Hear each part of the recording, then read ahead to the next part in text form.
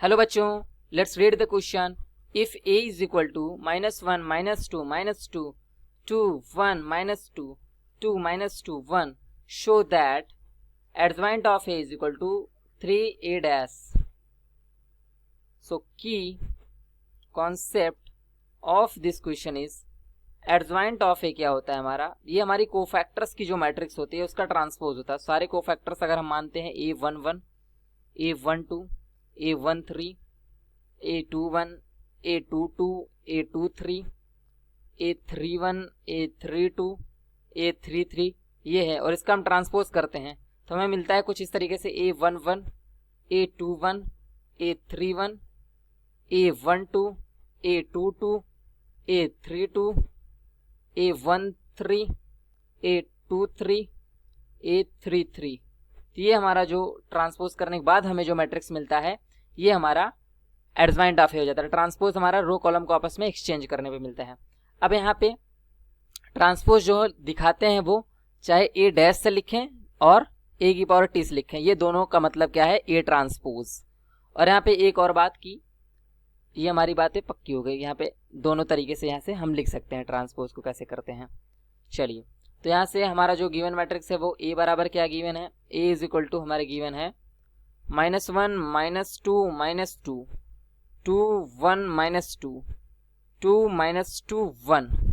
ये हमारा ए matrix given है. तो सबसे पहले इसके सारे कोफैक्टर्स को हम यहाँ पे लिख डालते हैं, तब जाके हम यहाँ से इसका एडजॉइंट ऑफ ए कैलकुलेट कर सकेंगे.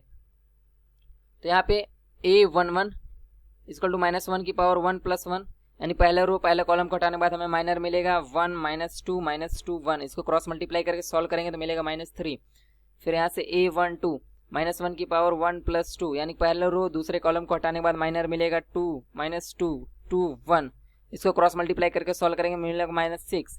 फिर यहाँ पे a13 -1 की पावर 1 + 3, पहले रो और तीसरे कॉलम को हटाने के बाद मिलेगा 2 1 2 -2. इसको क्रॉस मल्टीप्लाई करके सॉल्व करेंगे मिलेगा -6. फिर यहाँ से a21 -1 की पावर 2 + 1, दूसरे रो और पहले कॉलम को हटाने के बाद मिलेगा -2 -2 -2 1. इसको क्रॉस मल्टीप्लाई करके सॉल्व करेंगे मिलेगा 6. फिर यहाँ से a22 -1 की पावर 2 + 2, दूसरे रो दूसरे कॉलम को हटाने के बाद माइनर मिलेगा -1 -2 2 1. इसको क्रॉस मल्टीप्लाई करके सॉल्व करेंगे मिलेगा 3. फिर यहाँ से a23 -1 की पावर 2 + 3, दूसरे रो और तीसरे कॉलम को हटाने के बाद हमें माइनर मिलेगा यहाँ पे -1 -2 2 -2. इसको क्रॉस मल्टीप्लाई करके सॉल्व करेंगे मिलेगा -6. उसके बाद फिर यहाँ पे हम निकालेंगे a31 -1 की पावर 3 + 1, तीसरे रो और पहले कॉलम को हटाने के बाद यहाँ पे हमें मिलेगा -2 -2 1 -2. इसको क्रॉस मल्टीप्लाई करके सॉल्व करेंगे मिलेगा 6.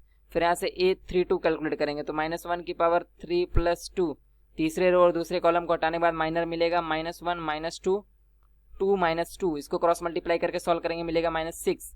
फिर यहाँ से a33 -1 की पावर 3 + 3, तीसरे रो और तीसरे कॉलम को हटाने के बाद माइनर हमें मिलेगा -1 -2 2 1. इसको क्रॉस मल्टीप्लाई करके सॉल्व करेंगे तो मिलेगा 3. फिर यहाँ से हम एडजॉइंट ऑफ ए कैलकुलेट करेंगे. तो एडजॉइंट ऑफ ए हमारा क्या होता है, जितने भी कोफैक्टर्स होते हैं अभी हम निकाले हैं उन कोफैक्टर्स के मैट्रिक्स का ट्रांसपोज. तो यहाँ पे हम लोग कोफैक्टर्स निकालते हैं जो कि -3 -6 -6 6 3 -6 6 -6 3. ये हो गया. फिर इसका ट्रांसपोज करेंगे तो हमें मिलेगा यहाँ पे -3 6 6 -6 3 -6 -6 -6 3. तो ये हमारा एडजॉइंट ऑफ ए हो गया. अब हमें कैलकुलेट करना है 3 × ए ट्रांसपोज. तो हमें सबसे पहले यहाँ पे ए ट्रांसपोज निकालना होगा.